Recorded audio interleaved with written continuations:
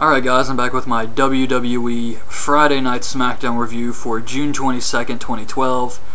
Just got done watching the show, and I thought it was kind of an average show. Just more of the same, really. Same stuff we've seen. Yeah, it had some good matches on the show, but it feels like the angles they're setting up for Money in the Bank are just the same thing we already saw at No Way Out, or we're gonna see with Del Rio and Sheamus. So I was a little disappointed by that, but the matches were good. The main event was good. But yeah, it just kind of felt like an average show, more of the same stuff here. It starts off with Teddy Long coming out. He talks about Laurinaitis being fired. Big Show comes out since I guess now he can do whatever the hell he wants. That's what the announcers were putting over. He's got the contract. He can just do whatever the hell he wants. So Big Show comes out, says he doesn't care about anyone but himself. He would crush Cena in a fair fight, and he's done with Cena and wants in on Money in the Bank. So Brutus Clay comes out. He starts beating up Big Show, but David Otunga takes out his knee. Then Big Show proceeds to walk around the ring, kicking Brutus's hurt knee. This lasted a little too long, but whatever. So he's walking around, he's kicking the knee, and then he just executes Brutus with a WMD. He just holds him there by the head and then just executes him. I thought that was good. Show leaves, and then Otunga cuts a promo, says he's going to call Brutus's mama, and then he dances and poses.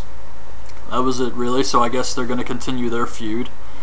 Then Frank Venazine and Jared Walt something. It's Black G's. It's Black G's from CZW. I don't know who the other guy was, but I actually think this is Ryback's first black wrestler who he's been in these squash matches with, but I was very surprised to see Black G's on WWE, so I had to write that down.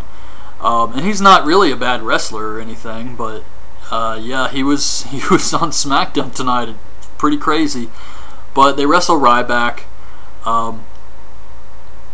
It was funny because Cole was talking about, or Booker saying he was related to Brickhouse Brown, and Cole says, well, he's looking more like Outhouse Brown here tonight. I thought that was good, and I was also thinking, because the announcers are kind of talking about this, how Ryback's wanting Feed Me 3. And Cole said, or Booker said, you think he can get 3 up? And Cole says, oh, I think he can get 4 up, 5 up.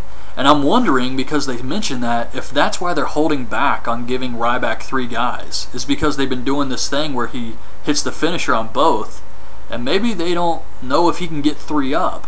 And if he's wrestling 3 and doesn't hit the finisher, maybe they think it's going to kill the gimmick or something. I don't know. It's impossible to think like these crazy people in WWE, but that's just something I was wondering about.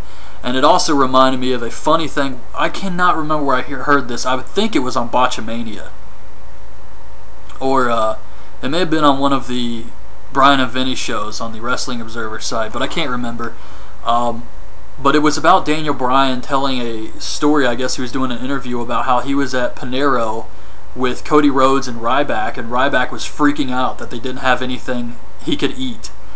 And Daniel Bryan said, well, you know, there's all types of stuff. You can get steak and all types of just whatever you want. And Ryback says, well, maybe that's fine for guys like you, but I need something more.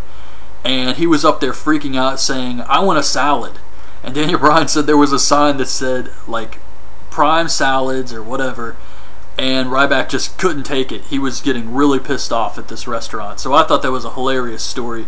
I wish I could remember where I heard it, though, exactly. But anyway, Mick Foley is talking to Yoshitatsu backstage.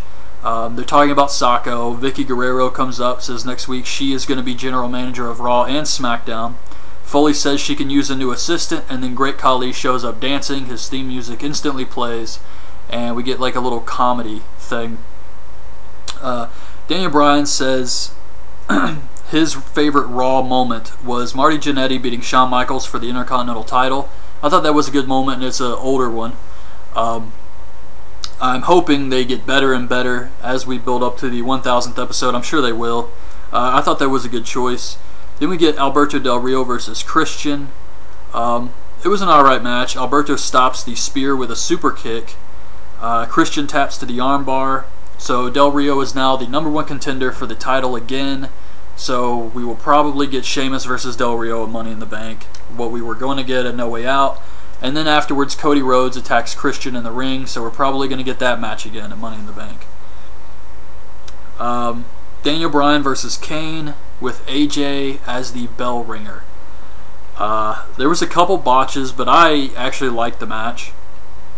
Bryan goes for a headbutt, gets caught in a choke slam, or gets caught in a choke. They go back and forth. Bryan gets Kane in the yes lock. Kane's trying to reach the ropes, and AJ rings the bell early. So the referee tells her Kane didn't tap. They keep wrestling. Kane hits the choke slam, gets the win. AJ just screwed Daniel Bryan here, obviously. My only question is, and I know I shouldn't do this, I know I shouldn't think about this logically, because that's the absolute worst thing you can do watching wrestling, but I have to wonder, who in the hell thought it was a good idea to make AJ the bell ringer? Like there wasn't going to be some type of bullshit going on.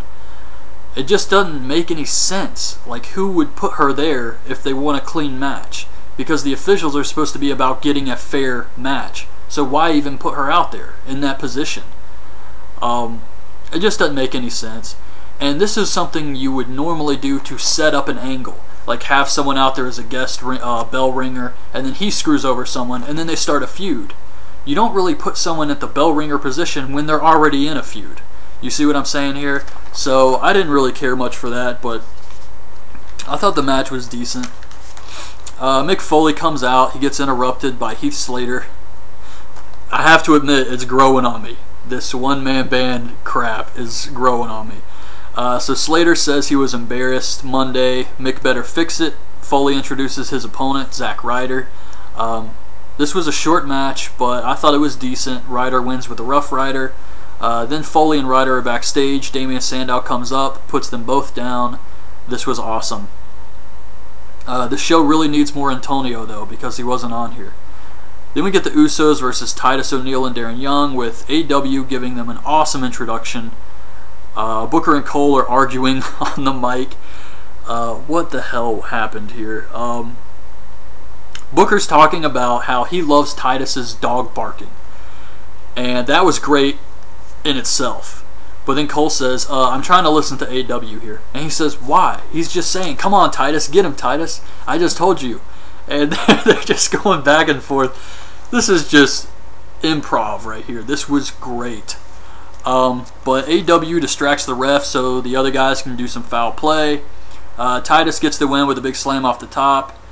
And backstage, Primo and Epico punch AW, and then they start brawling with the Primetime Players. I thought all of this was fine. Then Santino comes out. Now, I just watched this on YouTube. I didn't watch it on television. I didn't know when I first saw this segment with Santino, I had no idea if this was like a dark thing that they just put on for like the international version of SmackDown, or if this actually aired on television. But it was complete insanity. Made no sense. And it was just Santino telling the cameraman to look at all the signs and pick the best ones. He's like, oh, CM Punk, he's great. And it was just a bunch of crap like that. And then there's a sign that says, I love Santino. This lady gets in the ring, kisses him, he faints. That was it. You would think they would come up with something better than this, but I mean, it just wasn't very funny. I don't mind the comedy. I like Santino. I have no problem with it when it's funny. When it's just kind of thrown out there and you're just shaking your head and it's just there to kill time on a show that's already like 30 minutes worth of commercials and like recaps, I don't care for it. So then we get the main event, Dolph Ziggler versus Sheamus. This was a good match. Dolph actually hits a Fameasser off the steps, the ring steps, onto Sheamus on the ground. I thought that was a great spot. Sheamus wins, of course, with a brogue kick.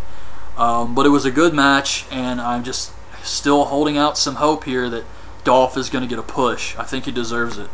So that was it. Kind of an average show. Had some decent matches, but for Money in the Bank, as far as the build's going, it looks like we're going to get more of the same with Cody, Christian, Del Rio, Sheamus.